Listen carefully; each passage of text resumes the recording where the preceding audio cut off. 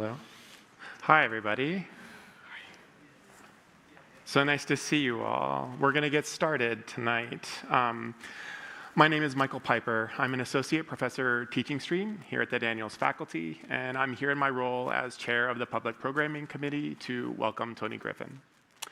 As I was preparing for this evening and thinking about the land acknowledgement we offer before each event, I was also listening to some of our guests, Toni's, past presentations.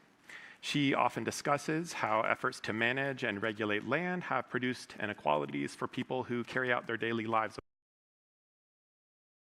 I like to recognize that these governing systems are rooted in the dispossession of land, and I find this particularly relevant as we acknowledge the land that we occupy today, which previously was the home and traditional home of the Huron-Wendat, the Seneca, and the Mississaugas of the Credit. Today, this place remains home to many indigenous people across Turtle Island, and I'm grateful for the opportunity to work on this land and tonight to discuss issues of justice that are embedded within it. Our guest tonight, Toni Griffin, has followed a fascinating path towards her current work and roles. By her own telling, this includes personal stories, growing up in Chicago's South Side, being drawn to architecture as a kid through drawing competitions, later enrolling at the French Culinary Institute of New York, which I'm hoping we hear a little bit about later. Professionally, not anticipating, but hopeful still. Professionally, Toni has a practice as a licensed architect and served as an associate partner at Skidmore, Owings & Merrill. She also worked in Cory Booker's administration for us Canadians. He's a senator these days, but at the time was mayor of Newark, New Jersey. And she worked in his administration as director of planning and community development. In parallel, she has led faculty positions. She has held faculty positions at UC Berkeley and City College of New York, where in 2011, she launched the Design for the Just City research agenda. She has since formalized this work with the Just City Lab at Harvard's Graduate School of Design, where she is professor of practice in urban planning and a faculty affiliate of the Bloomberg Center on Cities.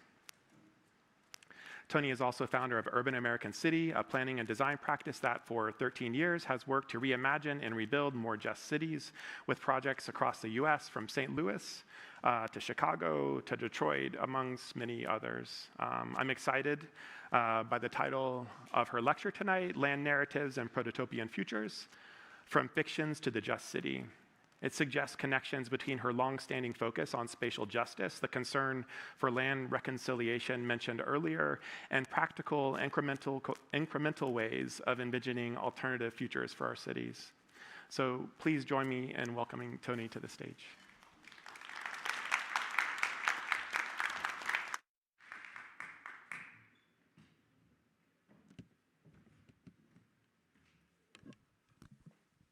Good evening, everyone. Is this on and can you hear me? Yes, in the back? Okay, great, thank you.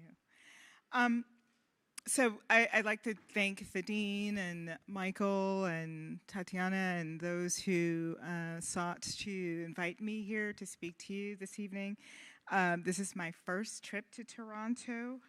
It's definitely still winter here, so sadly I haven't been able to see as much of the city as I'd like, but I'd love to come back. But I am really excited to be here with you. I'm from Chicago, so when I got here yesterday, I felt like I was at home.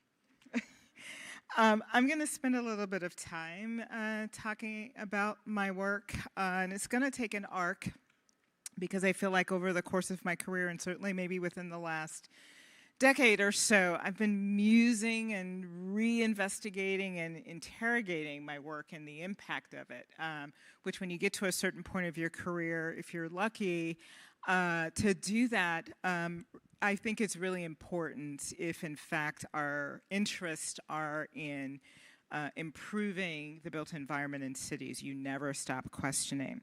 So I'm going to read a little and improvise a little just so I make sure I make some key points that hopefully will spark us all into a really exciting conversation this evening. So during the COVID shutdown and the mounting incidents of xenophobic violence, civil unrest, I was unable to put into words my thoughts, my feelings, and a sense of optimism for the role of design to measurably change the world. But when a famous Toni Morrison quote came across my social media feed one day that she said, "In crisis, this is precisely the time when artists go to work." Some of you may have heard this quote. There is no time for despair, no place for self-pity, no need for silence, no room for fear. We speak, we write, we language, and in my words, I'm going to add, we design. Now, this is how civilizations heal. I don't know when she said that or when she wrote it, but that seems to be something we all have to live by. And, you know, we as designers imagine future, so we have to adopt the sensibility of that because it's inherent in our role. So I turned to art during that time, specifically collaging, because drawing alone or writing alone wasn't able for me to push the things that were swirling in my head together, and I used it as a means to narrate my understanding of the origin of stories, lost stories, current conditions of the places we as designers and as architects call sites.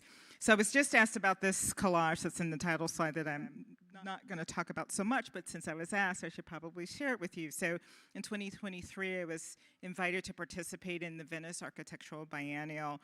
And again, I was wrestling with these issues of land ownership and narrative and agency, and I'm going to talk a lot more about that in the talk. And again, I wasn't finding the sufficient language to describe the complexity of that.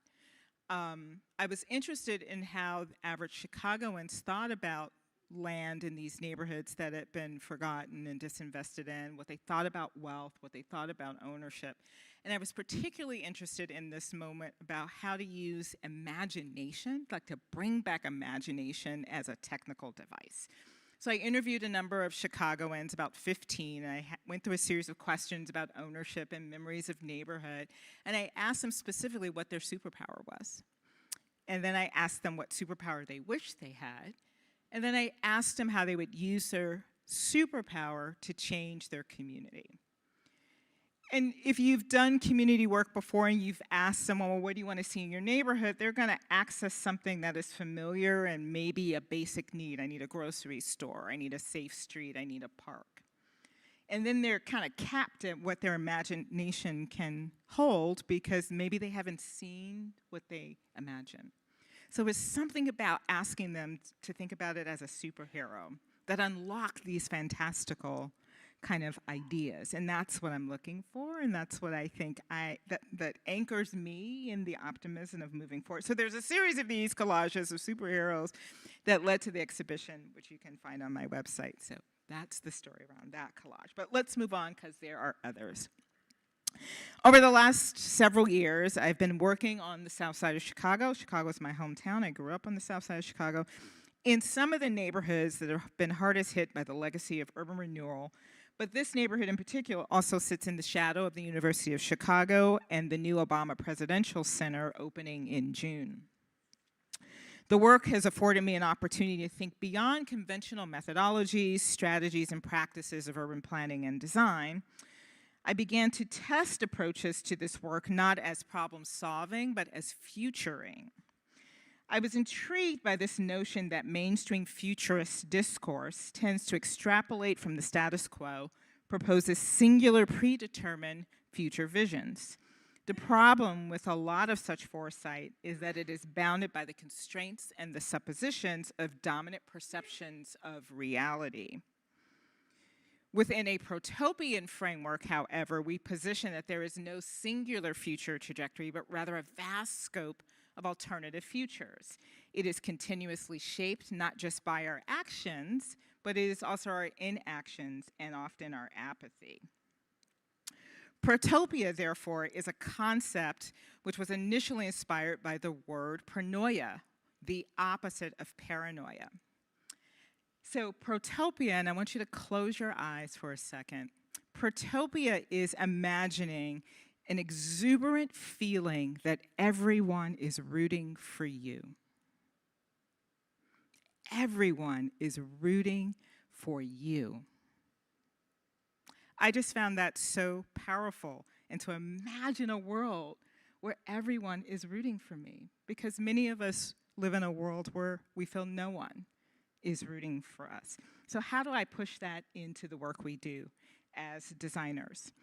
There is a great lineage of futurists among us who have attempted to bring meaning, narrative, and proposition to urban crisis. Here you're looking at images by W.E.B. Du Bois and Ebenezer Howard, who are imagining realities and futures at the same period of time in the early 1900s.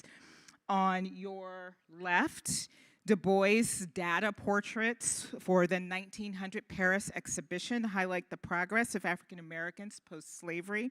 And at the same time, Howard is proposing a self-sufficient social city in response to the overcrowding and human and environmental health concerns of the industrial city. In the 1930s, Harlem Renaissance artist Aaron Douglas produces a mural series for the Texas Centennial Exhibition of Independence, depicting African American history and futures. And he arrives to Harlem during the first wave of the Great Migration, which is the map on the left, produced by the African American magazine The Crisis in the 1930s. He arrives to Harlem during the first wave of Great Migration between 1910 and 1940, when blacks moved from the agrarian southern states to the promise of more economic and social freedom in the industrial northern cities. My grandparents would arrive in Chicago during the second wave of this Great Migration between 1940 and 1970, with freedom confined to the south side of the city in an area known as the Black Belt or Black Metropolis, defined by restrictive covenants and land covenants and, restrictive zoning and land covenants, redlining, and ultimately urban renewal. And as James Baldwin coined it, Negro removal. The Black Belt, however, was in fact a metropolis of mixed use and mixed income, a booming city within a city where poor, working class, professional, and elite classes of African Americans lived, played, created, and thrived. During the 1920s through to the 1950s, Chicago's Black metropolis was home to actually an immense amount of wealth, serving 337,000 people. It had over 2,600 black-owned businesses in the span of a 3 square mile neighborhood, and had a spending power of $150 million. Today, however, in this same space, 4 generations of households are far removed from the neighborhood that once housed some of the first black businesses, newspapers, banks, and insurance companies, and advanced cultural genres like art, music, and literature. Visible history and memory have been erased, with cultural and economic value being both devalued and or lost altogether. What remains is a weakening of social deservedness, a loss of physical artifacts, and a demand for reclamation. Alongside of this planning work that I'm doing, which I will share a bit more in the talk, I was invited to participate in the 2021 Chicago Architectural Biennial. Using collage as a medium, I explored that what was once made available to African Americans migrating from the South to the North 100 years ago was ultimately a false promise of the available city, the theme of the Biennale. In this neighborhood, Washington Park, public policy had disrupted black space through public takings, disrupted black space through racial violence, and disrupted black space through predatory extraction. This collage series, Southside Land Narratives, was my attempt to narrate lost histories, black prosperity and joy, the loss of black bodies, black spaces, black buildings, and lift up and be inspired by black creative representation. So a few examples. In An Unguaranteed Existence, I marry the 1906 Black Belt map with fragments of Jacob Lawrence's cotton stalks from his famous Great Migration paintings juxtaposed against the temporal investments of community guarding being used as an insufficient reparative remedy. In a march for reparations, I imagine that in the same way African Americans staged a march on one of Chicago's public beaches for the right to equal access to belong on that beach, communities would similarly march for the right to control land in their neighborhoods where land was taken. Here, imagine African Americans as their own superheroes, borrowing from Hebrew Brantley's cartoon that he developed for a Chance the Rapper music video, both of whom are from Chicago. Chance's mom was my hairdresser back in the day. And this one, Amusement Will Be Ours, explores the denial and the appropriation of public space. In this case, it was Olmsted's Washington Park on the south side, where blacks were once denied and unable to participate in the white city. But in recent years, the park was appropriated to launch the now famed old school house music picnic, elevating and making publicly visible a definitive black music genre. So let me now introduce my approach to futuring in 4 parts. So as Professor Michael described, I began my career as an architect in the Chicago office of Skidmore, Owings & Merrill, becoming one of the first few African-American women to ever be licensed in the state of Illinois in the 90s, which I could not believe that was the case. I am now among just less than 700 African-American women in the United States to ever be licensed as a professional architect out of about 120 some odd thousand. So the numbers are still very low for women of color, black women in particular. At SOM, in addition to working on architecture, I was also introduced to urban design and planning and managed work in our Detroit office for the repositioning of John Portman's Renaissance Center into the global headquarters of General Motors, which Detroit is now talking about tearing down. Through this project, I began to understand the limited decision-making of the architect as consultant. Yes, we don't hold as much power as we think. The building project was connected to the riverfront, which we were opening up to make more publicly accessible, and a series of vacant parcels that also were ready for redevelopment. But the client, the city, the mayor, the planning office, and community leaders were really the ones making the decision and in determining the future of the design and forward projection of the site. The decision to execute our design was not our own, and something clicked for me. If I'm wanting to make change, perhaps being a consultant is not the place to do it. So after a Loeb Fellowship at Harvard's Graduate School of Design, I did my first pivot from the private sector to city government to explore how designers could more actively shape design and design policy that directs the way our cities are built. In Washington, D.C., in my capacity as Deputy Planning Director, we developed plans for every neighborhood of the city, as well as corridors, the riverfront, and downtown plans. So we were able to, for example, take the 10-acre site where the old convention center was placed and do a design and RFP process that ensured development and design excellence would reintegrate this large super block back into the downtown. Our original plan was to make sure that a public library was on the site, giving every Detroiter a reason to be downtown. The economic crisis of the late 2000s hit. The development trajectory changed, elected leadership changed, and unfortunately it is now one of the more expensive set of city blocks in the neighborhood, much to the opposite side of the approach we were hoping to take.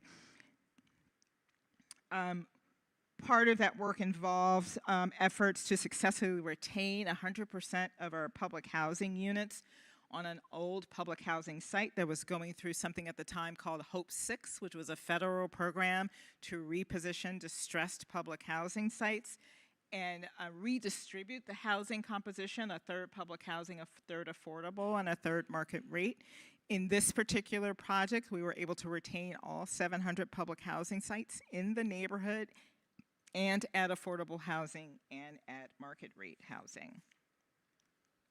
Other efforts involve the repositioning of underutilized public land into a new community open space where I was able to invite and find residents to be on the design jury to review and select the designer that they wanted to design their neighborhood, as well as actively participate in the design process. And finally, to help shape the reuse of obsolete infrastructure. So this was a highway bridge that you can see is kind of redundant. We didn't need the double bridge. So we decommissioned one of the highway legs and with a local organization, they launched a international competition for the design of the infrastructure of that bridge to be reused to create a public park, which would literally be bridging the racial divides of Washington, D.C. The project is called the 11th Street Bridge Park. But despite these efforts that we undertook by doing proactive planning in every neighborhood of the city, being very intentional about the ways in which government was being transparent and engaging community in planning together, startling data about poverty, education, unemployment remind us that DC remains a segregated city. And these maps are from 15 years ago, and the demographic shift of DC has changed a lot. It used to be called Chocolate City. It had a majority African American population. The last census reported that that is no longer the case, and so some of these maps, the line may be moving. So when you look at the top row at unemployment, poverty, and education in black and white, the darker the color, the worse the condition. And when you look at the maps on the bottom, poor housing, wealthy housing, and do people know what have people seen racial dot maps before? Okay. So in this map of DC, the blue is African American population, the red is white population, the orange is Hispanic population, and there's some green for Asian population. You can see how by race these indicators of vulnerability track across identity. So it's for this reason, part 2 reminds us that for some, the pursuit of a future demands justice. So the first principle, and I have about 4 or 5 that I'll share, is to build a language of justice where you're adopting the language of those for who we seek justice for. So we, in the space where we work, have a language that we use with each other all the time. That language is a lot of times really different from the language we're using for those for whom we are doing this work for, and it's important to reconcile and push those together if we are to be our best selves in enabling the change that communities want. So in the US, cities remain still racially segregated. I usually ask people to guess what this is, but since I am not on my homeland, this might not be self-evident. On the left is Chicago. In the middle is Detroit, Michigan. And on the far right, as you just saw, was Washington, D.C. We still live in very racially segregated spaces. And as we do that same mapping for your own city, you, in fact, are also no different. That we tend to be in spaces like the university, and it's wonderful and amazing. And I was here yesterday speaking in Professor Summers' class. It was amazing to look out at all the different diversity and ethnicities and identities that sit in the room, just as I'm looking at today. But when we leave spaces like this, we are often going back to spaces where we live, where that is not the case. And so while often it's framed that I, a person of color, live segregated in a segregated way, we all live in segregated ways. So let's put some definitions out in the room. I am a fan of the accuracy of language and the precision of language because I don't think these terms are synonymous. And often we are in rooms where we will throw out a term like equity and go, yeah, we want that. But everyone in this room may have a very different understanding of what that is, and so we have to unpack that, right? So equity. The dictionary tells us equity is the quality of being fair and impartial. So what is justice, and why am I interested in justice and not just equity? Well, let's unpack what that is. There's a first framing of justice, which is distributive. So this is also known as economic justice, or the notion of fairness in what people receive, from a goods to a service to attention. It's rooted in a clear social order where equity is fundamental principle. So have I treated you fairly? Has the process been fair? Do we distribute the ways in which we all have access to public open space? Do we distribute the ways in which affordable housing is available across different neighborhoods? Another form of justice is procedural. Was the process fair? The idea of fair play. Was everyone notified that there was a public meeting? Was everyone given enough notice to make their calendars available to attend? Were there multiple ways of equitable and just access to information? Was the process fair? Restorative or reparative justice. So restorative might be putting things back the way they were. Reparative might be fixing something that was wrong and making it right. And this is becoming more prevalent in our work as a language, reparative justice, restorative justice, in the way that the design and planning can enable that, especially in the built and natural environments. If we think about everything from climate change to protecting affordable housing and girding against displacement. And there's a final one that I became aware of by a scholar, Seth Lowe, who talks about interactional justice. The concept of interactional justice is about the quality of interpersonal interactions and relationships in specific situations that include truthfulness, respect, propriety, and justification. So there's an just proposition in the way we relate to each other, the way we trust each other to hold a conversation, the way we trust each other to negotiate and resolve and find shared commonality. So you might argue that depending on what type of justice you're seeking, some of these are related. Do I need interactional justice in order to get to reparative justice? Do I need procedural justice in order to have a conversation about distributed or restorative justice? So the ability to think about which lever you pull depending on where you are, what you're doing, what you're trying to get to, I think is also important, rather than throwing out the single term.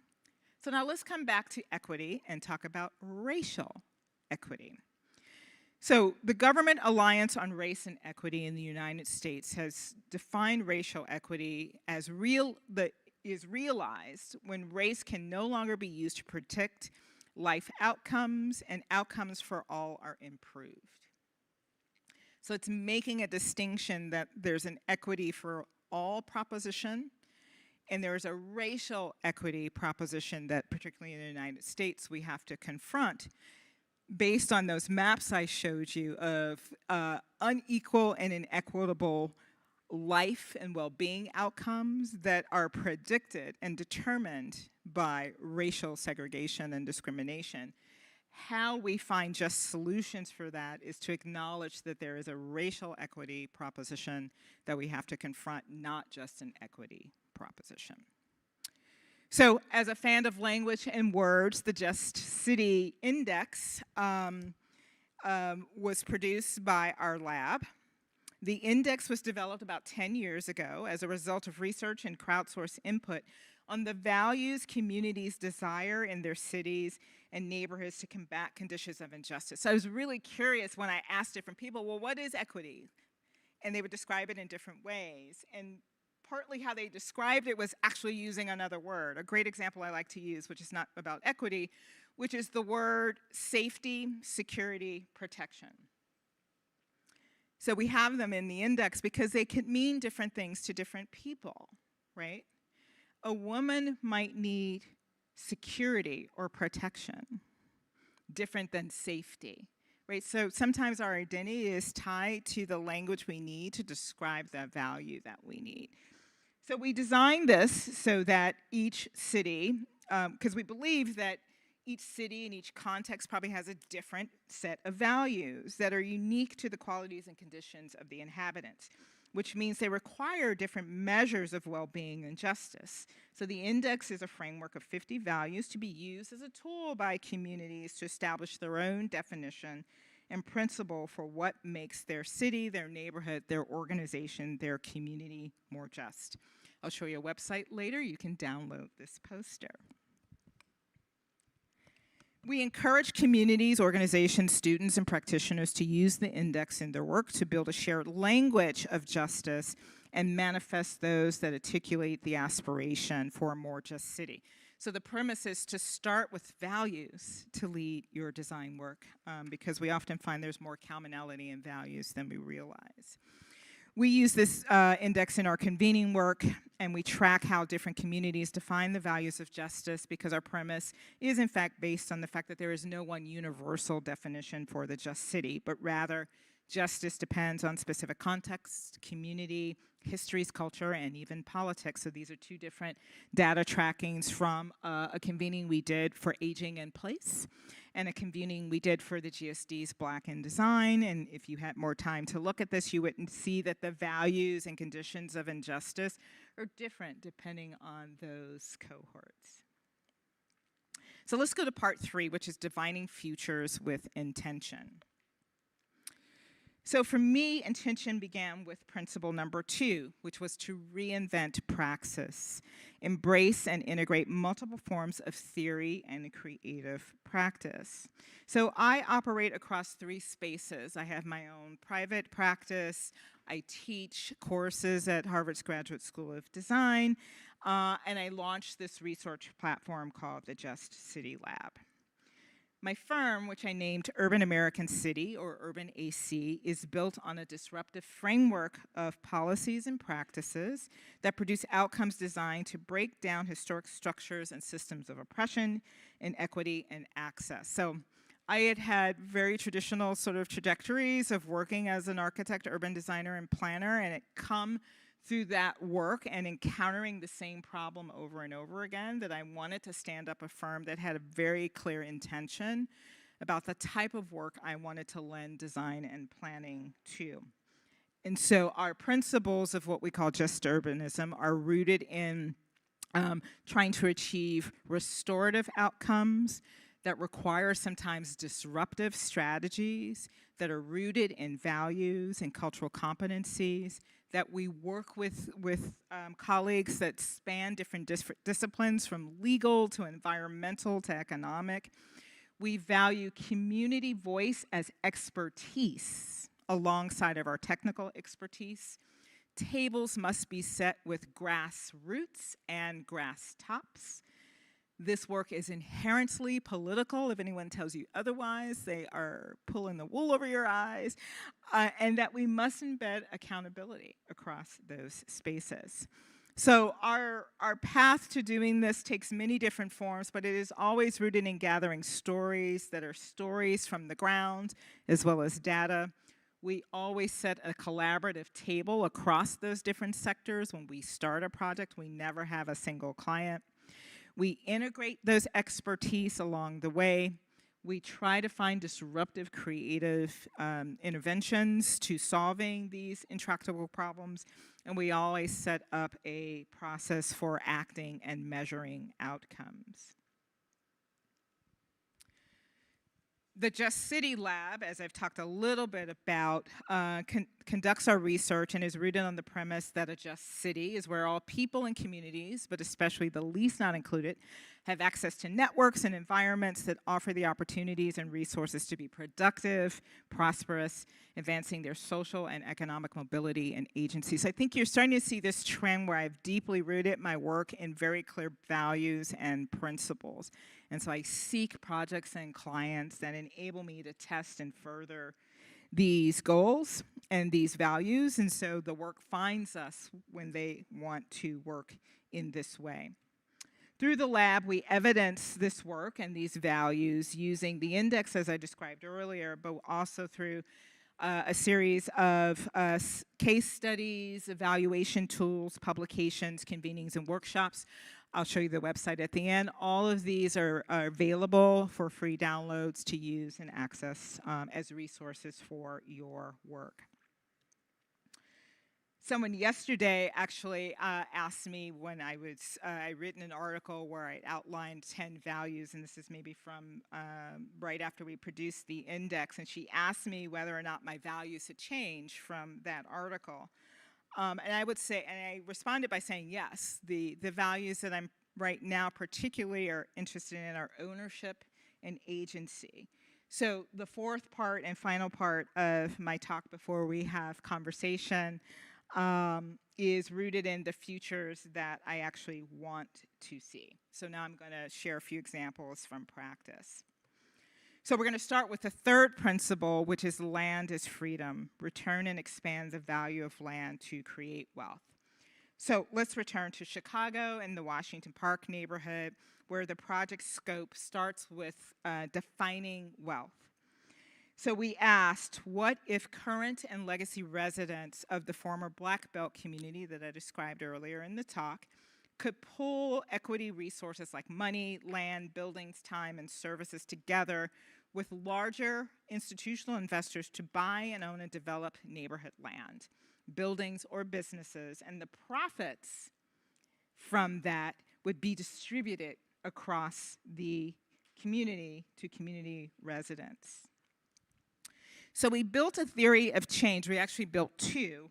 We built one for individual household wealth, and we built one for community wealth. And I'll maybe quickly read this one, because it was really interesting to ask people how they defined wealth, and especially in an African American community, which oftentimes they don't describe as a monetary accumulation. So in this example, for example, Black wealth for families depends on repairing harmful narratives and attempting to affirm well-being and dignity, and access to income-producing work through good health that accelerates the accumulation and restorative value of land, of home, of family, of business, of income, and in savings, enabled by forward-thinking networks, so setting that collaborative table that work to eliminate bad and extractive practices like bad debts, predatory lending, fines and fees, so that families can build wealth, which for them was a financial security, that I have the ability to make a choice whenever I need to have financial flexibility, where they can save over time, and where they have financial freedom that enables them to transfer that wealth across generation. And this is what creates full economic participation for Black families. We did the same thing for community wealth. I won't read this one, but this one is where a key difference in this one is about the power of shared power for democratic governance. So here is where community is in governance with itself over the control of resources and assets, again, not all of them monetary, to produce a sense of full economic participation at the scale of the neighborhood. So in working with our client, the Emerald South Economic Development Collaborative, the goals were to leverage the community assets of land, history, and culture towards a more just transformation of community development and neighborhood improvement.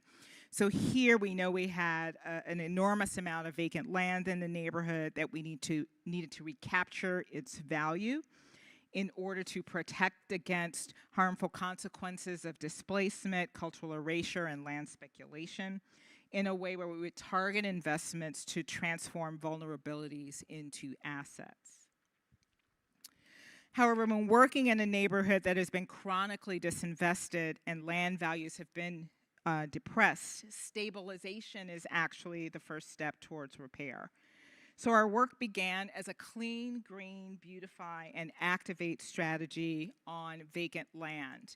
And I won't explain this one as well, it's fairly detailed, but we were able to acquire or raise $3 million over the course of 3 years to stabilize vacant land where there was land dumping and illegal activity by securing those parcels, and then inviting artists and community members to think of ways to activate the land that would create more stewardship and care amongst communities for the land before it was ready for ownership and development.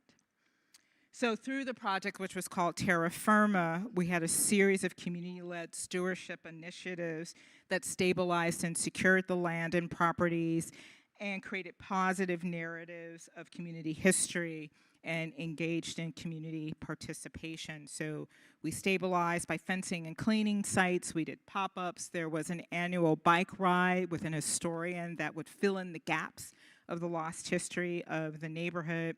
There were a series of murals and art installations and continued collaborations with the Chicago Architectural Biennial to use the space as sites for architectural intervention.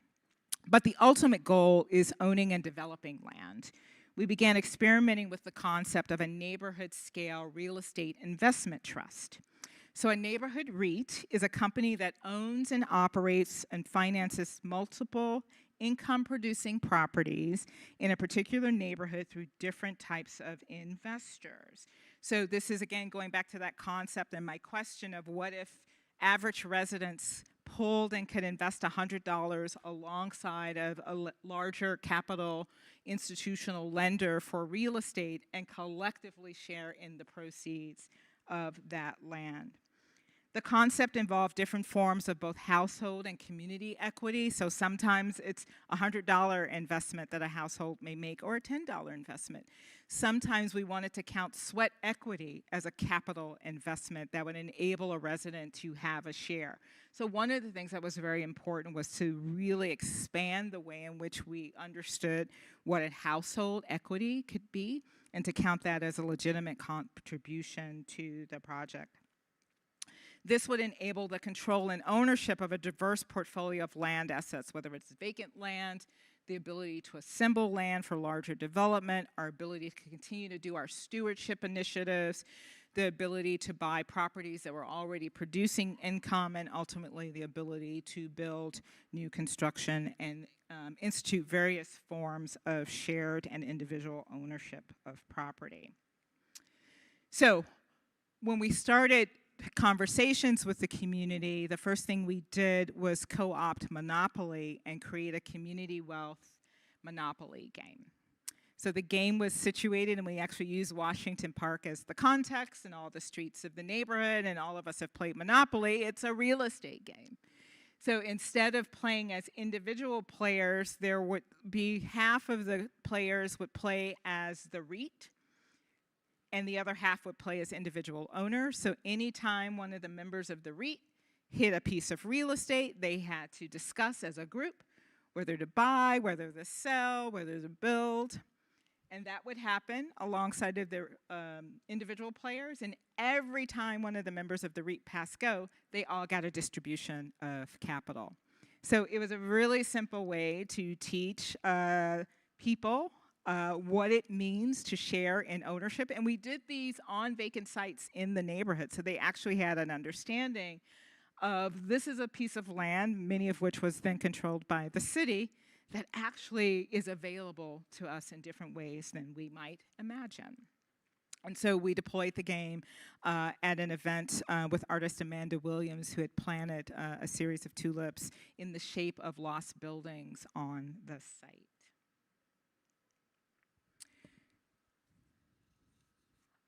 So the fourth principle, reclaim land. I'm almost done.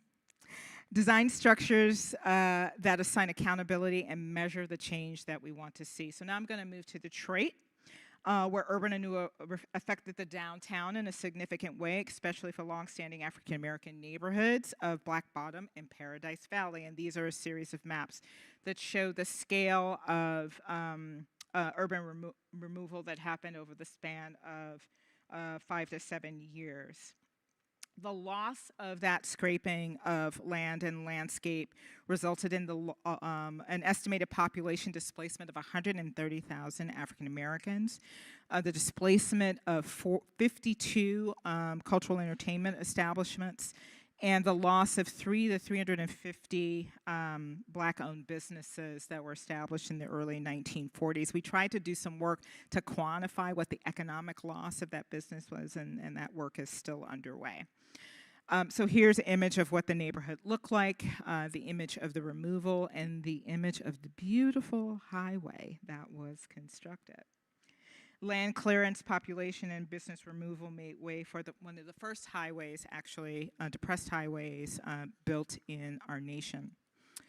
But as part of the Biden administration, he launched an initiative under Secretary Buttigieg, which was called Reconnecting Communities, which was designed to go into cities that had been harmed by urban renewal and highway construction to repair those communities by removing obsolete and no longer needed highways. And Detroit was one of the cities that was pursuing that project to repair the harm of urban renewal that the highway had caused, and to replace it with reestablishing the urban grid and an urban boulevard. The problem, however, as MDOT, Michigan Department of Transportation, pursued the design of that project during COVID, that they removed the highway and replaced it with a high-speed 9-lane road that, when we did the calculations, would take you 3 minutes and 2 signal lights to cross. So it was, in fact, less efficient and less safe to move from one side or the other than when the highway was sunken and you were literally walking over a bridge. So my firm, RNAC, was hired to come in and do a peer review with Tool Design to look at a way that they could take a more reparative agenda for removing the highway, which considered place and the urban grid and human scale, and local neighborhood connectivity, that considered people through the retention and reestablishment of populations that was lost, and particularly in reestablishing the Black middle class, through the economy of reestablishing businesses and being intentional about Black wealth and ownership, and finally reinstating the lost cultural identity and cultural Black placemaking. So our proposal went from this to showing them that they actually could create a pedestrian-scaled, walkable neighborhood street and use the excess land as a part of the reparative agenda for creating more housing to reestablish population density and build more space for bringing back businesses. We tested this, and this is about the intentionality, so we set up a framework for determining how design and planning would intentionally look to achieve some of those reconnect, repair, and restore goals. And so we tested it if we were to bring back all 130,000 residents who were lost, in the equivalent of how much housing you would need. We tested a scenario where you were bringing back a real density of cultural institutions that were lost and how that would drive land use. And then we looked at one, because this is in the area where a significant number of Detroit sports teams plays. We looked at one where cultural recreation and sports and entertainment were a driver. And as we looked at this, what you'll see on the screen is that you'll see some traditional measures of economic impact is what we conventionally do. But then you will also see reparative impact. How much housing are we bringing back? Are we bringing back middle class housing? Are we bringing back affordable units? How much retail space are we bringing, or maker or creative space? It's very intentional, and designers are in the position to ensure, right, the ways in which we hold ourselves accountable to the values that we also often intend to do. And so we were able to evaluate the 3 schemes across those different pillars of repair, restore, connect. And the larger the scale of the circle across the horizontal schemes, you can see the more it was affording an opportunity to achieve different measures of outcome. So that's that act and measure component of our approach. So finally, I'm going to leave you with my 5th principle, which is loud dreaming. Disruption requires us to use our imagination. So I'm coming back to imagination. And in doing so, I'm going back to fiction. In one of my design studios at the GSD, Legacy Land, Protopian Futures, Reclamation, Reconciliation, and Reconstruction in Indianapolis. So again, we have a site in the middle of Indianapolis that's centered on the removal of a historic, in this case, indigenous and African American community to make way for the rerouting of a natural water system, a public university, and a highway. So at the start of the project, the students did a lot of research on the condition of the neighborhood, the history of the condition, the old Ransom Place neighborhood, what was there before the university, the natural waterway system that had to be diverted, that uprooted an indigenous population, the highway removal. So a series of history readers they developed. And in each of those, they found a really distinct decision someone made that caused an injustice. So walking through the narrative of the highway, you find that the mayor hits a decision on whether to build the highway or go for the equivalent of a bus rapid transit system instead. He chooses the highway. So all these histories have a moment of decision. Injustice is a decision. So once they charted those decisions, if injustice is a decision, justice can be a decision. So the students then had to pick a moment and use fiction writing to create a new future. So each of the students wrote a short story that pivoted the way. So there's a famous basketball player, Oscar Robertson. In the 50s, he's playing on a team, and it's a city team. It's an all-black team. They win the state championship. Now, any other team that wins the state championship would come to Indianapolis, the capital, and they have a whole parade for them. This year, when the all-African-American team won, the mayor and governor said, we are not having a parade because we'll be afraid of riots.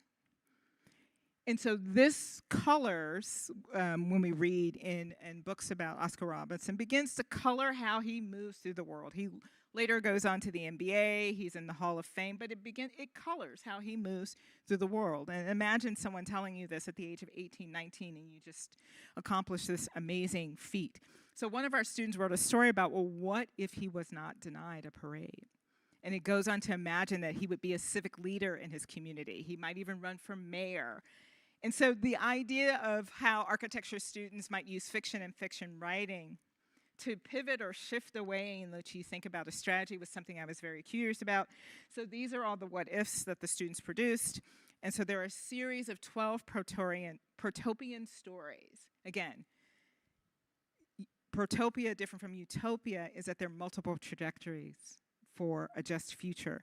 So you have a protopian future that is rooted in Black and Indigenous American values, a protopia that is rooted in Black power movement, a protopia that's rooted in cultural reclamation, economic empowerment, and Black healing. So these are examples of some of the stories that students wrote. One is on treaties honored, where he is bridging African principles and indigenous principles to create a new language of land regulation and design guideline. One that's looking at wellness and the elimination of all the Black hospitals for more universal systems of healthcare, which begin to move Eastern practices of medicine and healthiness and well-being out of the mainstream. Jim Crow dismantled. Oscar Robertson, If He Were Loved, Returning Home, Cultural Erasure, Memories of the Future, and Dreams of the Right River, which again was the river that was rerouted and uprooted indigenous populations. So I bring that up in closing. The students also had to then think about very specific strategies that would be deployed to realize their protopian stories. And so there is an index of all the actual real strategies that cities and communities could use to advance to a protopian future, and we index those. So, how will you disrupt practice and structures to create more just cities? Thank you.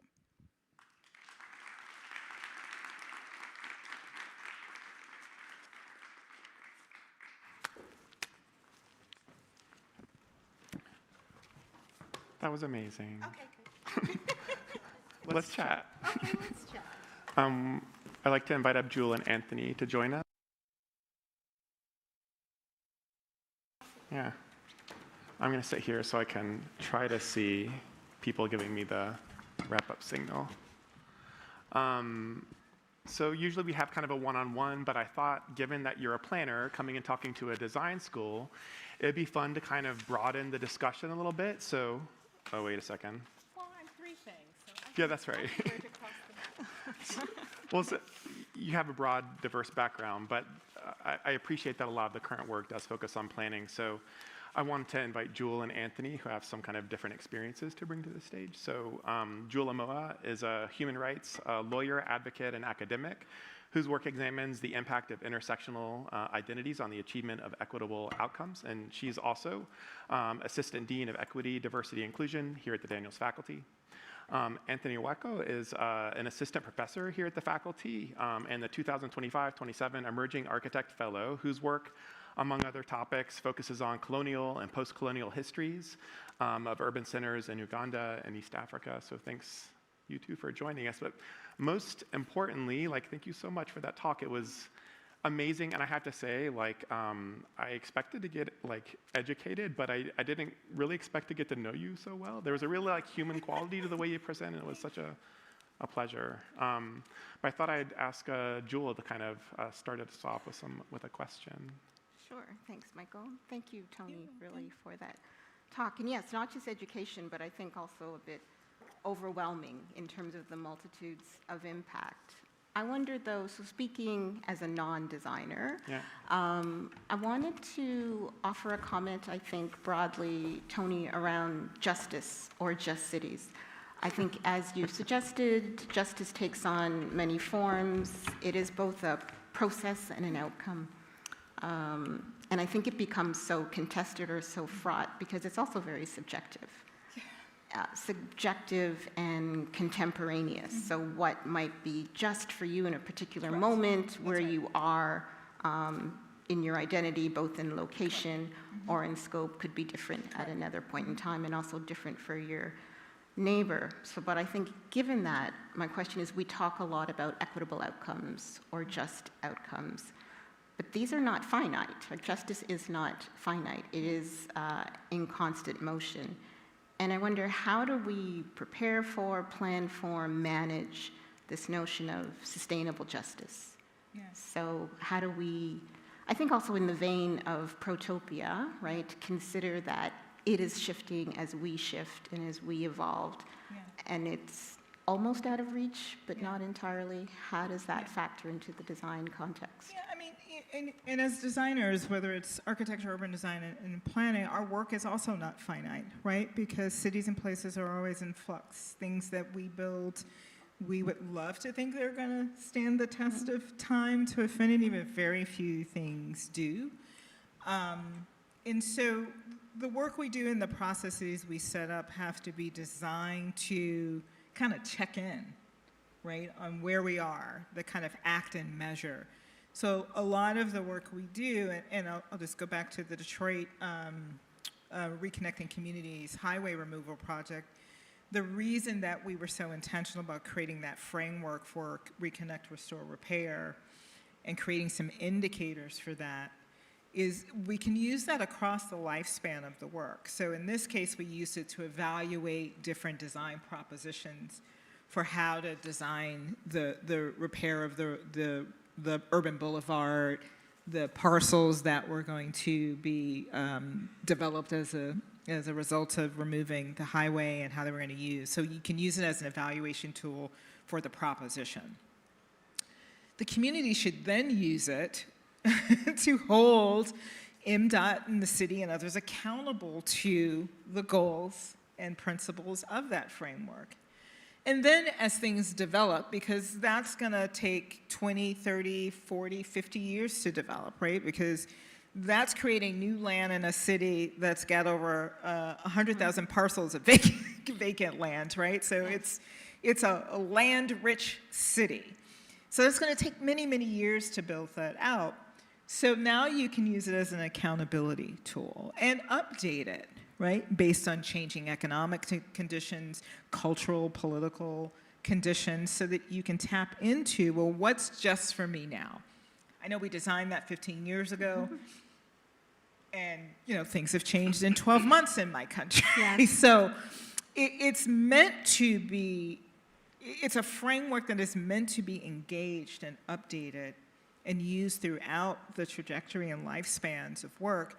And it just goes back to why it has to be distinct for different projects or different communities or different constituencies, different places in the world, that my Just City in Chicago is not the same as the Just City you need in Rwanda or Uganda or somewhere else. Everybody has to craft that with their own community in that time, considering their urban development trajectory, the moment that they're in, and what needs to be repaired. So it's a living, I think, framework. I think that's the importance of ownership and agency that you talk about. So we steward justice more so than our recipients of it, right? Yeah. Thanks.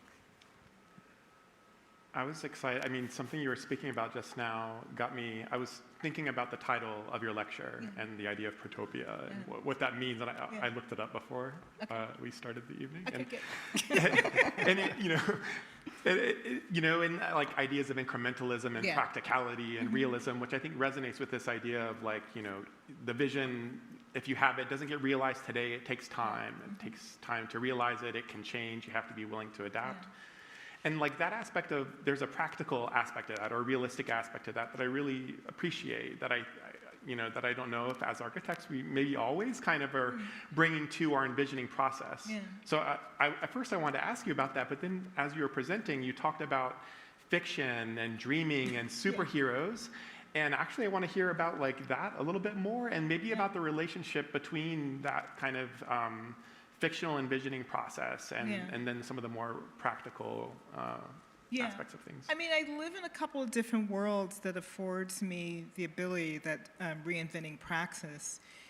So when I left architecture and went over to the public sector side, I wanted a different type of agency that I was seeing. So I was working with planning directors and transportation departments, and they often didn't have people trained like you, like that understand the design of the built environment or understand what it means to interpret a policy or a regulation and make it a beautiful place I want to be in, right? So what would it look like for someone like trained like us to be on that side? And I highly recommend over the course of young people's super long careers to go between sectors and do work. But that work can be very hard and disheartening, and it can let you down because political agendas and administrations shift. 4 years goes by super quick. It's like 3 in some ways. And it's difficult and it's intractable in some ways, and it's bureaucratic. So being able to teach and have this research thing right, was my protopia space, because I still believed as a designer, who I think designers are inherently futurist, right, or can adopt that, like it gave me this space to stay optimistic and hopeful. And my job is to problem solve for something that doesn't exist and to future it into being. So I think I'm still in this work because I can create really a mental health balance that's required to go in and out. It's hard, and I've been let down. And even that Detroit project, being asked to come in and help them frame a reparative agenda, and the work was being led by the Downtown Partnership, which is a group of, the local big businesses. It's a group of capitalists, right? Yeah. So you're asking them to be the front man for a justice agenda. That was not easy and did not come like that. So here it is, I'm the consultant, we've laid it all out for you. Now go make it happen. And that took a minute because there's political capital and there's individual positions and agency, and that took a minute for them to sort of say yes. we are behind this and we're going to advocate for this. But that was a tough road, that kind of in between. So I need Protopia to stay optimistic, to stay hopeful, to imagine the future I cannot yet see, to invite others to do that with me. Otherwise, I'm going back to culinary school.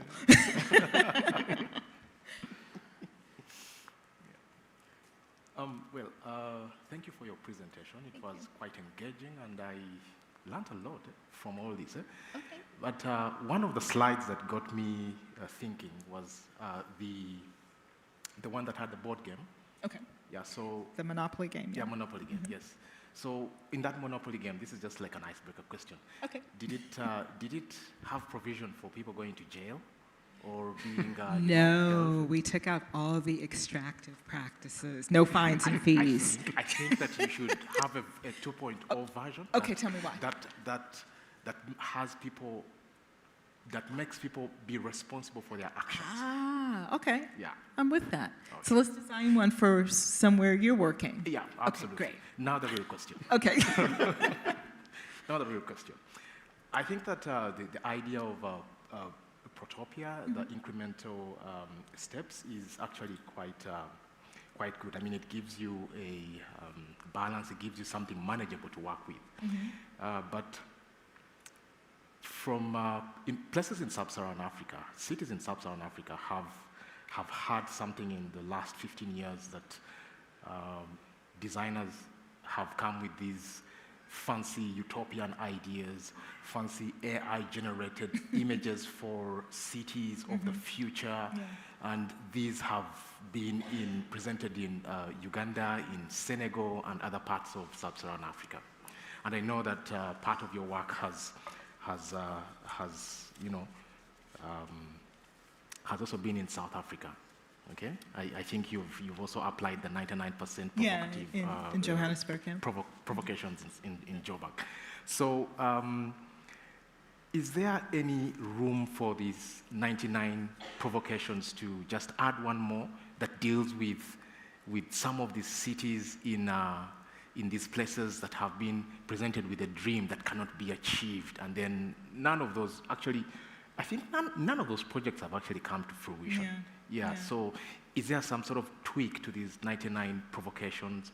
And if nothing is happening, that's okay. But if there's, again, another version 2.0 that accommodates that, I think that would be helpful. I think the easy answer is yeah, absolutely. 99, 120, 406, absolutely. Because it is so context specific. So I got to travel to South Africa, I think in 2018 or so, through a program that was being run by our State Department, and they invited me to come and be in conversation with different types of leaders across Pretoria, Joburg, and Cape Town.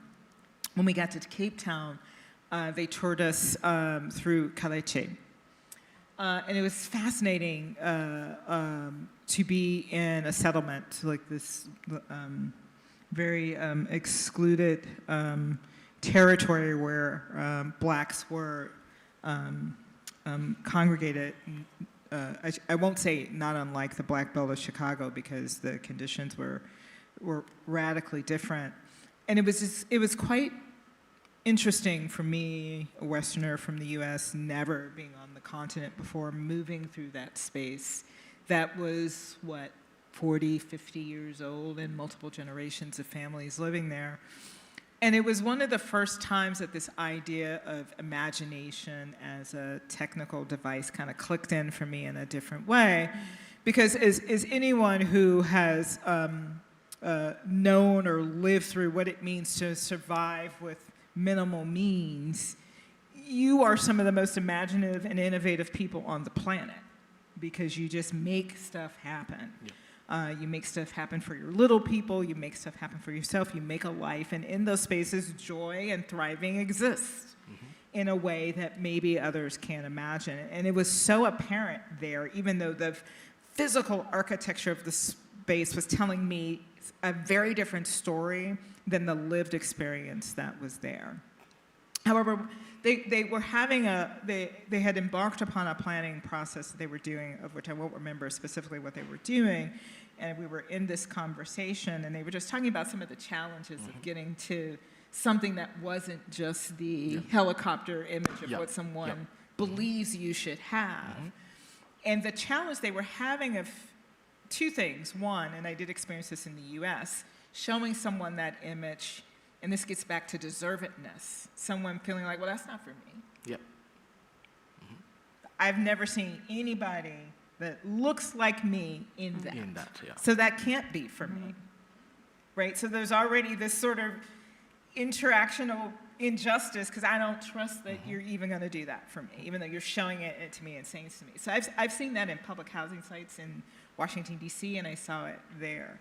And so the challenge is what fills the gap between that and the lived experience. You know, what do we as designers, or what can we create?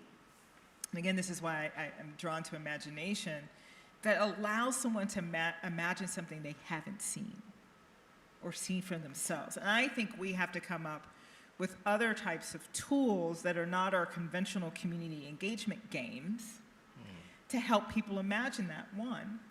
I think, two, we have to be ready for what comes from that to look different than what our trained experience tells us it should look like. Absolutely. So what is then our role in facilitating that conversation, or who else do we need to be in conversation with that can better bridge between what those things look like? And this is why part of, you know, the core tenets of our just urbanism is to be cross-disciplinary. So maybe I need another type of practitioner of imagination to help build that bridge, so I'm not baking in a kind of bias I have for what the built environment and what your quality of life should sustain. So I think that's part of what we have to do, which is why, you know, in design schools, we have to be much more open to different methodologies and approaches to how we work, and we have to expand the canon of what we teach to introduce different and alternative, I shouldn't even call them alternative, different approaches to how we do our work and engage with others. So I have a question, maybe it's about scale. I'm not an architect, so I'm not sure. The language of just city is very intentional, and you talked about townships and Kailicha. Does the Just City Index, does this notion of justice as it's managed by planners or designers, does that shift if you talk about just ruralism, or just countries, or just continents, or just globalism? It should, absolutely. And so we did an engagement in Joburg. I've done 2 there. I've done them in Rotterdam and Amsterdam. I did one in Medellin. I do them in different cities across the US. I do them for different types of constituents. I've done them within philanthropy, done them within government. I do them in my class, and they are always different, as our proposition and premise suggest. It should be different, and across different scales. If we were to do it in a rural community, their issues of injustice are going to be radically different than doing it on the south side of Chicago. And that's the intention, is to not, you know, we started the work, or I was critiquing, and this was at a moment where Rockefeller was doing its 12 principles of resilient cities, and there were these happiness indices in Bhutan, and everyone was trying to tell us that to be an equitable city, you gotta have these things. And I just thought, yeah, that doesn't feel right. Because then I had, you know, mayors and city planners like, yeah, I want an equitable plan. Okay, well, what does equity mean to you? Well, that's what you're gonna tell me. No, I'm gonna need you guys to unpack that. And so I was just getting really frustrated with how ubiquitous terms like equity, sustainability, resiliency were becoming. And that the sense that you can be the same kind of resilient everywhere, and that just did not feel right, and it became an easy way out for people to adopt the language and not the value. So it was really just a dare to say, yeah, I think it's different. You know, so one of the early things we did, and this is even before the index, is I co-edited with some colleagues a volume of essays called the Just City Essays. And all of this is available either on designforthejustcity.org or urbanec.city as free downloads. So I invited 26 different practitioners across the globe, representing 22 different cities, to just say, well, what is a just city? And it was really, one, I was just wondering if people were interested in interrogating justice versus equity, number one, was it different? And two was for me to learn, like, how do people understand it? And is this something that others are trying to pursue? And it was really overwhelming. People who agreed to write, Leslie Loco were one, the Astor Gates were one, so they were coming from different spaces of practice as well. And it just validated that, yeah, there is something to justice, which to me, and again, this is coming like post Michael Brown and Trayvon Martin, and it felt more urgent than equity, which felt a bit passive to me. So I wanted something to rattle feathers. So I feel like it's an ongoing experiment that happily people have taken up to take on in their work and in their cities. In that collection, What is a Just City? Were some of the responses experiential or imagined? Both. Most of them were experiential. Most of them were conversations about what was needed to become more just. It was, and it's easy for us, right? It's easier to articulate the problem. And some of us can do it really eloquently. I, for one, am one as well. And sometimes we get stuck in, narrating the problem. And certainly in spaces of injustice, others narrate that problem for us. So part of my collaging and Protopia is I don't want to tell another story about what's wrong. I want to tell a story that finds the joy in what you see as wrong and leverage that to get to a different future. So I think they were both. I think they were quite articulate about what it would take to become more just, and they were articulate about this is what I'd like to see as a city that is more just. And most of them also were relatively specific about who justice was for, which is also something really imperative in my work if I am trying to advance justice. Asking who it's for is important. Because as you started with your first question, it may be for a multitude of people, but perhaps those multiple people need different things. So some group of people might need protection, others might need representation, others might need dignity, others might need ownership, and you're able to bake that in. All of those things can coexist, potentially, within the propositions we do as designers. So the who is also important. I appreciate the idea of kind of bringing action to the practice in a way, and all the different kind of second terms you brought to justice, distributive, procedural, et cetera. They all kind of have this sort of really like get out and get it done kind of quality. And even something about the way you're framing the projects, they're community oriented, but they feel like they're engaged with what's happening. You don't call community bonds, you call them neighborhood REIT, like real estate, right? Which I think is like this really, it's about kind of doing things out in the world and being a part of it, which I think is so exciting. We're drawing close to a close, but I want to make sure we have a few minutes to take some questions from the audience. So we have one in the front row, actually.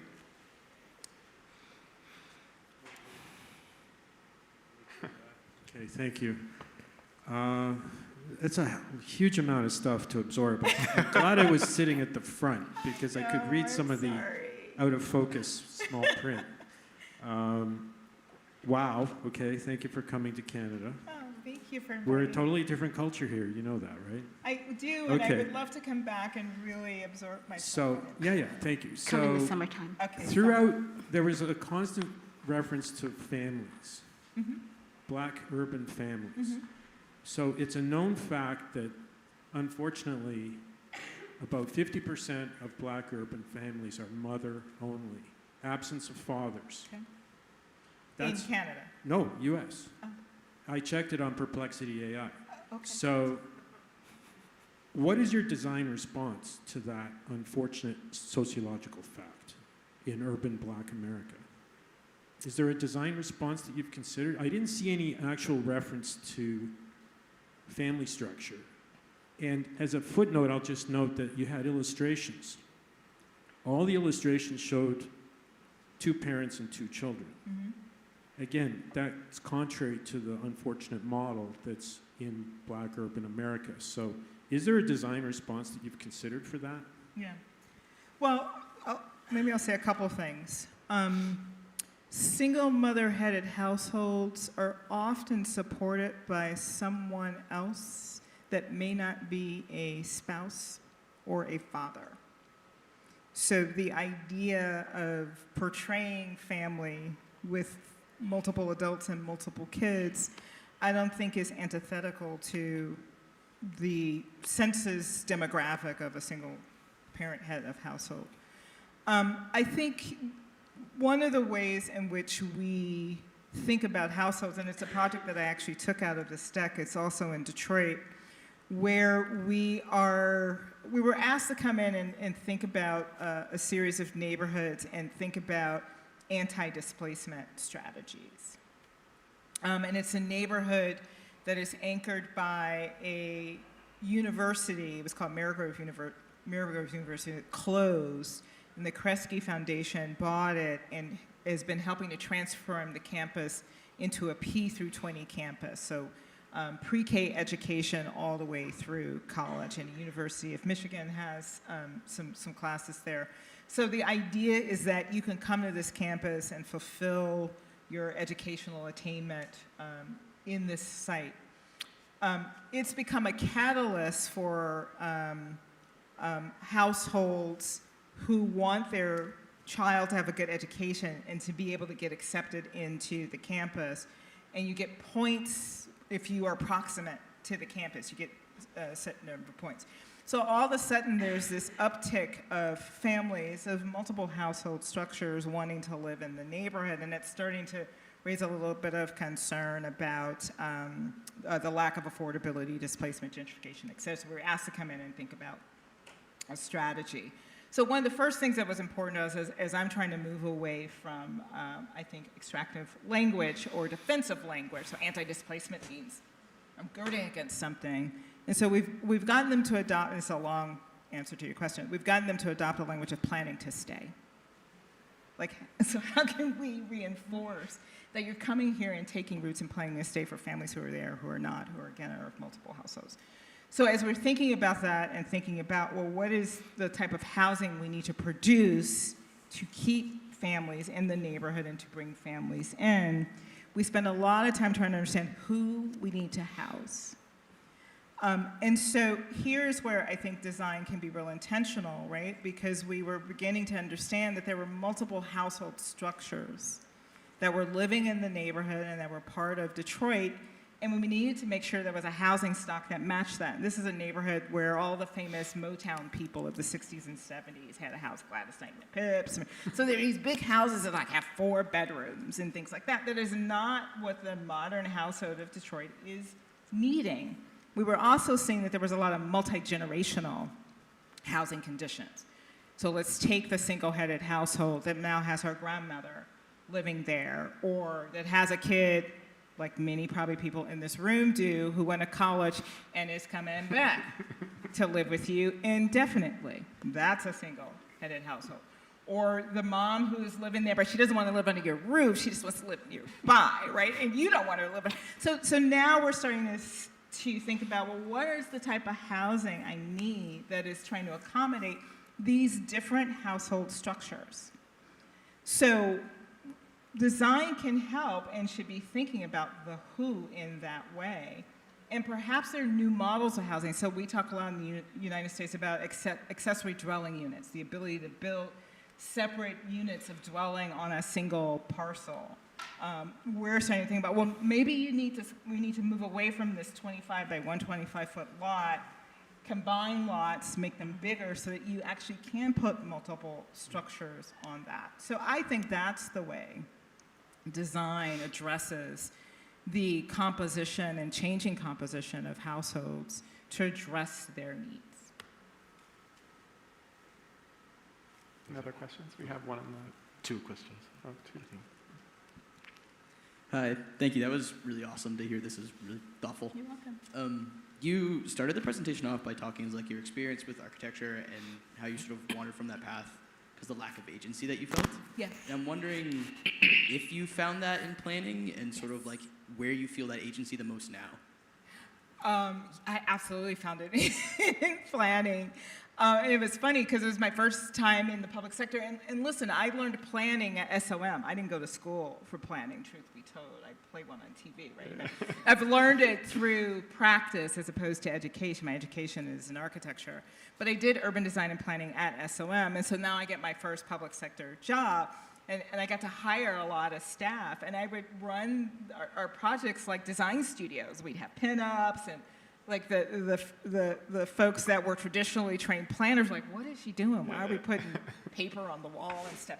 So I treated it like a design problem in a way, and in the process by which we did policy work was like the environment of design studio, which was the only kind of pedagogy that I knew.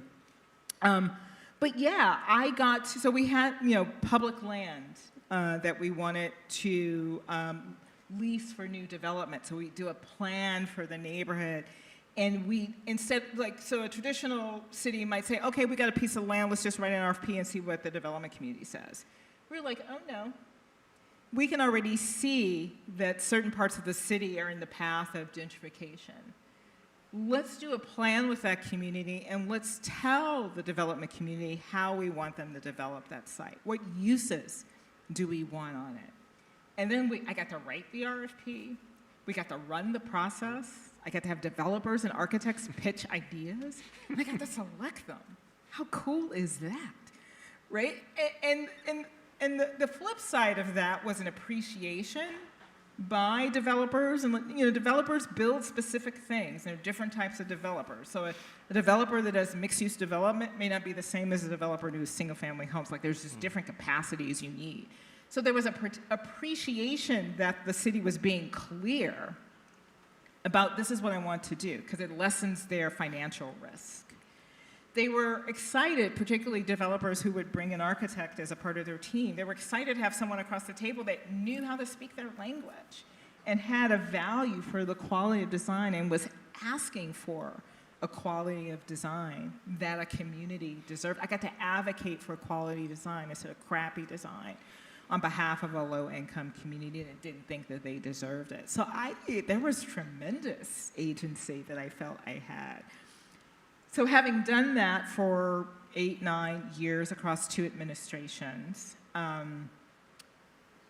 did, as Michael said, feel like, okay, I don't think I can do this anymore. Like, I wasn't moving the needle the way I wanted, so I did quit, and I thought I was done with architecture planning altogether, and I did enroll in culinary school.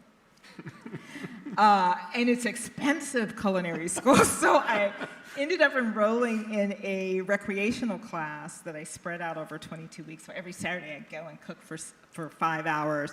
And if I really wanted to pursue it, I could take a test at the end of the class and then go into the professional program. But I was, I had mentally, was like, I'm done. I don't know what I'm gonna do, but this cooking thing, I'm like really, had an idea for a little restaurant, 10 tabletops, all this sort of stuff. And then I got this call from Detroit and the Kresge Foundation because the automobile crisis had hit. The city had lost 60% of its population since its peak. And they were looking for a way forward. They knew they needed a citywide plan. People had given them my name. And I went and met with them, and it was like, oh, they're looking for an opportunity to do something different.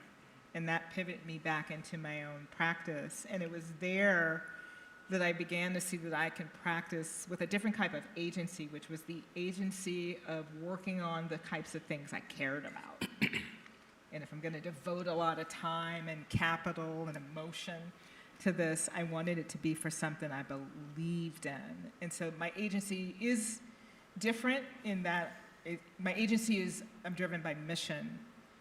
I'm still subject to a client going, yeah, we're going to go a different way.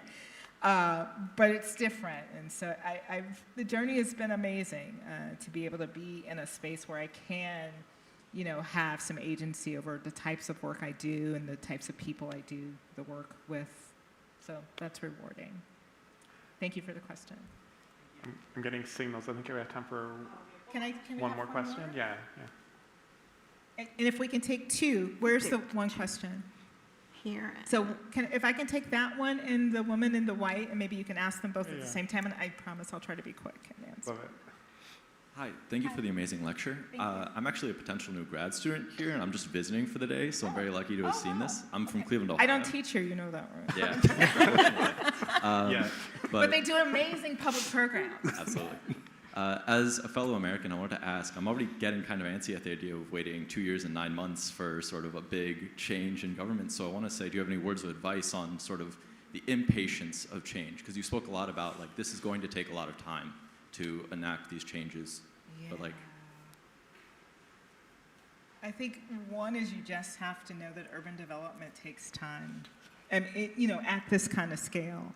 And if you want that process to be inclusive, if you don't, it can happen super quick. Look at the White House. If you believe in, democratic participation and inclusion, then it has to allow for that democratic process to unfold, and nothing but time can enable that. And so we just have to build a muscle for it. And I think for me, as I was responding to another question, my survival in that is being multi-hyphenated, like finding other types of spaces that allow me to pivot and stay optimistic. So if I were just to start doing that all the time, it would be hard to stay buoyed. So diversifying is important. So last question. Hello? Okay. Thank you for that presentation. It was very inspiring, the visuals, it was beautiful. So thank you very much. And so my question is, I work for the city here in Toronto, so in public sector, and just hearing about a just city, and I imagine everybody would want to build a just city, Yeah, I would hope. but of course there are challenges and so forth. So my question to you is, how have you, kind of made it economically viable so that you can make, convince developers to, especially when you're working in the public sector, to, consider the integration of that justice component? Yeah. I mean, I'm just thinking this afternoon I was in several meetings with developers and having very tough conversations. So that component, how to really make it viable. And then another thing is, you did give the example of this project that you guys were, developing, and you were hoping for a different outcome, but it went the other way. So what are the lessons learned, and, the ways that you'd correct that? Yeah, I think part of the trick is not sort of going, we all want a just city, right?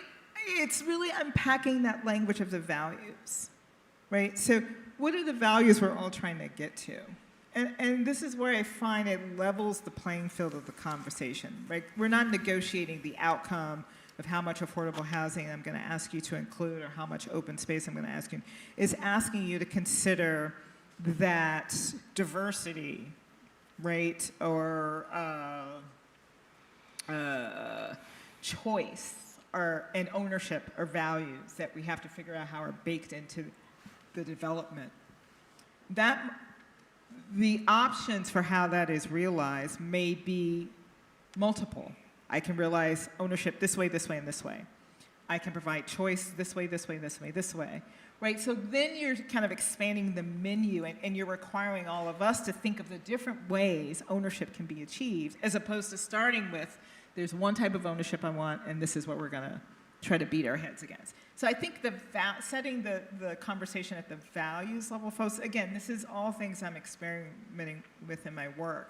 Like, how does that start the conversation, or how do we get some agreement on that, and then start to experiment with the different ways that can be realized? Some people will, I think what that also does is that everybody gets something, but they don't get everything, and it may not be the way they thought, but they're getting the value of what they wanted. So I think that's why we created the index, so it's not so singular to equity, justice, sustainability, resiliency. it's very nuanced to really specific things that oftentimes we don't have the language to be specific about, and so we just lump it into a word. So I think that's what my work has been trying to experiment with. And we do that a lot with cities and on city projects to see if that creates a baseline for starting the work. That was an amazing discussion. Okay, well, thank you. Thank you so much. And let's have a round of applause. Thank you for having me. Appreciate it.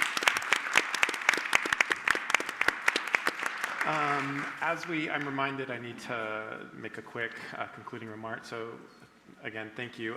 I would like to invite everyone next week for our final public programming event of the year, March, sorry, I don't have the actual date, a week from today, 6:30, Liz Refford and Peter Sampson will explore the evolving relationship between civic engagement through acts of architecture, landscape architecture, human equity, and individual responsibility. They're amazing work, so I hope you'll all join us for that. Thanks again for joining us today. Good night.